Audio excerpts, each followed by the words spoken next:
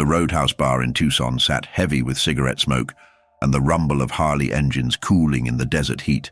60 members of the Bandidos Motorcycle Club had gathered for their monthly chapter meeting, their leather cuts bearing the familiar patch that commanded respect across the Southwest. The conversation flowed between brotherhood, upcoming rides, and club business. Sarah Martinez had been working tables at the Roadhouse for 3 years. At 24, she was a single mother trying to make ends meet, her 6-year-old daughter Emma often doing homework in the back office while Sarah finished her shifts. The bikers had always been respectful to her, tipping well and keeping the rowdy behavior in check when she was around. That Tuesday evening started like any other. Sarah moved between tables, refilling beers and taking orders, her usual professional smile masking the exhaustion that came from working double shifts. The Bandidos were deep in discussion about an upcoming charity ride when Sarah's phone buzzed. Her face went pale as she read the text message. She tried to continue working, but her hands were shaking. When she dropped a tray of glasses, the crash echoed through the bar, causing conversations to pause. Big Mike, the chapter president, noticed her distress immediately. He'd seen that look before, the unmistakable fear of someone in real trouble. Sarah approached the bar where several members were sitting, her voice barely above a whisper. "He's coming with a belt," she said, her words cutting through the ambient noise like a blade. 60 leather-clad bikers turned around in unison, their attention now completely focused on the young waitress who had just revealed more than she intended.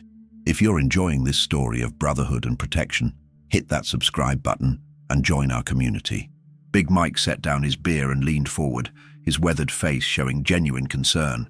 "Sarah, what's going on?" The entire bar had gone quiet, 60 pairs of eyes watching as the young mother struggled to maintain her composure. She hadn't meant to say it out loud, but the fear had overwhelmed her usual discretion. Through tears, Sarah explained that her ex-boyfriend Marcus had been texting her all day. They'd broken up 6 months ago after she discovered his drinking problem and violent tendencies, but he'd been escalating his attempts to contact her. The text she'd received minutes earlier was explicit. He was coming to her apartment tonight, and he had discipline in mind for her disrespect. The bikers listened as Sarah described Marcus's previous visits. He'd shown up drunk 3 weeks ago, pounding on her door at midnight while Emma slept. 2 weeks before that, he'd cornered her in the grocery store parking lot, grabbing her arm hard enough to leave bruises. She'd called the police twice, but Marcus always managed to leave before they arrived. "He said the belt was for both me and Emma," Sarah whispered, her voice breaking on her daughter's name. "He's never touched her before, but tonight, I think he's going to cross that line." The silence in the bar was deafening. These men had seen violence, lived through it, but the thought of a grown man threatening a child struck something primal in their collective consciousness. Prospect Tommy, barely 21 and still earning his patch, stood up abruptly, his chair scraping against the wooden floor. "We can't just sit here," he said, his young voice carrying the righteous anger that comes before wisdom tempers it with strategy. Big Mike raised his hand, and Tommy sat back down. Leadership in the Bandidos wasn't just about being the toughest. It was about making smart decisions that protected both the club and innocent people. Mike had been president for 8 years, and he'd learned that good intentions without proper planning could make situations worse. "Sarah, where's Emma right now?" Mike asked. Sarah explained that her daughter was at her grandmother's house for the night, which provided some relief. At least the child was safe for now. Mike turned to his sergeant-at-arms, a man called Diesel, whose real name few people remembered. "Get on the phone with our lawyer. I want to know exactly what we can and can't do legally." The club had learned hard lessons about vigilante justice over the years. They'd seen good men go to prison for doing the right thing the wrong way, but they'd also developed relationships with local law enforcement, particularly Detective Rodriguez, who understood that sometimes unofficial intervention prevented worse outcomes. Diesel returned from his phone call with news. Their lawyer confirmed what they suspected. They couldn't legally enter Sarah's apartment or physically confront Marcus without risking serious charges. However, they could legally be present in public spaces, and they could certainly ensure that any violence was witnessed and immediately reported. The plan that emerged was both simple and sophisticated. They would position themselves strategically around Sarah's apartment complex, not as aggressors but as observers. Their presence alone might deter Marcus, but if he chose to escalate, they'd have witnesses and immediate access to law enforcement. Sarah would stay at the bar until they gave her the all clear, ensuring she wasn't alone when Marcus discovered she wasn't home. Within 30 minutes, the Roadhouse had transformed into a tactical command center. Maps of Sarah's neighborhood were spread across pool tables as the bikers planned their positioning. These men, many of whom were military veterans, approached the situation with the same methodical precision they'd once used in far more dangerous circumstances overseas. Razor, an ex-Marine who'd done 3 tours in Afghanistan, took point on logistics. He divided the 60 members into teams: perimeter observation, mobile response, and communication relay. Each team had specific instructions about legal boundaries and escalation protocols. Nobody was carrying weapons. They'd learned that intimidation through presence was often more effective and always less legally complicated. Sarah provided them with photos of Marcus from her phone, along with details about his truck and typical behavior patterns. She explained that he usually arrived drunk and angry, often bringing friends who encouraged his worst impulses.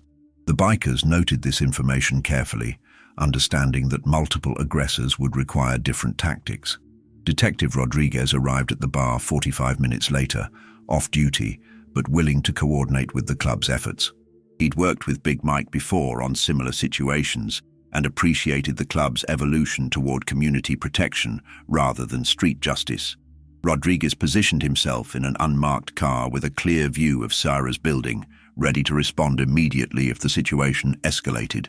As the sun set over Tucson, 60 motorcycles rumbled to life in the Roadhouse parking lot. The sound was thunderous, a mechanical symphony that announced to the neighborhood that something significant was happening. Sarah watched from the bar window as her protectors disappeared into the desert evening, each rider carrying the weight of her trust and their own moral conviction.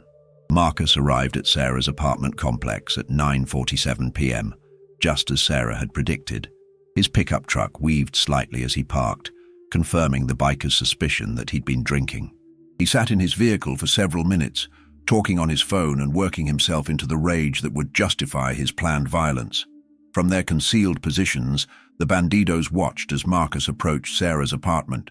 He carried a leather belt in his right hand, exactly as Sarah had feared. His pounding on the door echoed through the courtyard, followed by shouted threats that made several nearby residents peer nervously through their windows. When no one answered, Marcus's anger escalated predictably. He began kicking the door, leaving scuff marks on the wood and causing the frame to shake. His shouts became more explicit, describing in detail what he planned to do to Sarah and Emma when he found them. The bikers remained hidden, documenting everything with their phones, while Detective Rodriguez called for backup. Marcus's friend Tony arrived 20 minutes later, carrying a case of beer and eager to participate in what they clearly viewed as entertainment. The two men began discussing ways to enter the apartment, including breaking windows or forcing the lock. This was the moment the bikers had been waiting for, the transition from threats to actual criminal activity. Big Mike's voice crackled through the radio system they'd established. Showtime! 60 motorcycles roared to life simultaneously, their engines creating a sound that reverberated off every building in the complex.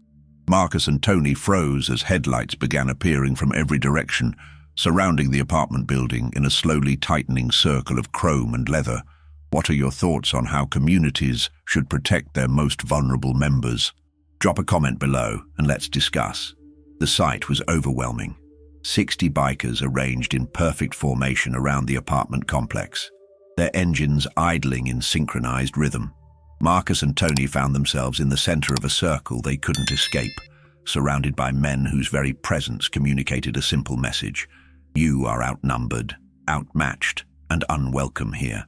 Big Mike dismounted his bike and walked slowly toward the two men, his hands visible and empty, his movements deliberate and non-threatening. Behind him, 59 other bikers remained seated on their motorcycles, silent witnesses to whatever conversation was about to unfold. The legal boundaries were clear: no touching, no explicit threats, just the undeniable reality of overwhelming numbers.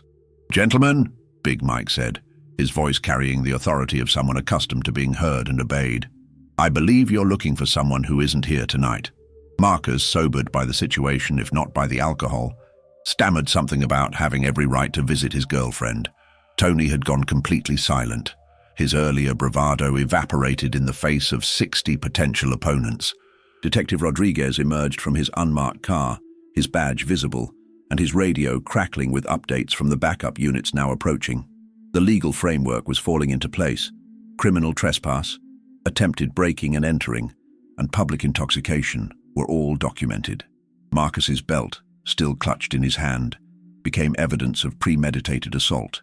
The conversation that followed was brief and educational. Big Mike explained that Sarah had friends in the community, many friends, who were concerned about her welfare. He suggested that Marcus might want to reconsider his approach to conflict resolution, perhaps through legal channels or counseling services. The 60 engines continued their mechanical chorus, punctuating every word with the promise of consequences. Marcus and Tony left the apartment complex within 10 minutes, their truck disappearing into the Tucson night under the watchful eyes of both bikers and police.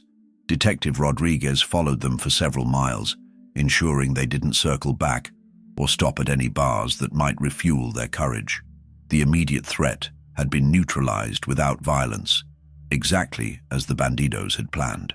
Back at the roadhouse, Sarah waited anxiously for news.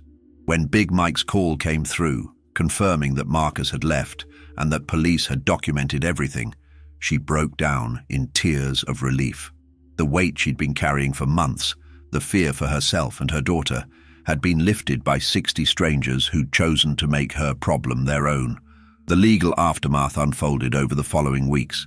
Marcus was charged with criminal trespass and attempted breaking and entering, while the documented threats provided grounds for a restraining order that carried real consequences.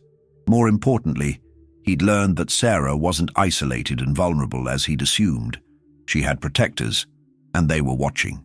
Detective Rodriguez later praised the club's handling of the situation in his report. Their restraint, coordination with law enforcement, and focus on protection rather than retaliation had prevented a potentially tragic outcome. No laws were broken by the bikers, no violence occurred, and a dangerous escalation had been stopped before it could begin. Sarah returned to work the next day with a different kind of confidence. She knew that Emma was safe, that Marcus understood the consequences of further harassment, and that she had allies in her community. The Bandidos had demonstrated that brotherhood extended beyond club membership to include anyone who needed protection from those who would abuse the vulnerable. 3 months later, Sarah received a promotion to assistant manager at the Roadhouse. Her confidence had returned, and with it, her natural leadership abilities that had been suppressed by months of fear and anxiety. Emma was thriving in school, no longer carrying the subtle stress that comes from a parent's constant worry about safety. Marcus never returned to the apartment complex or attempted to contact Sarah again.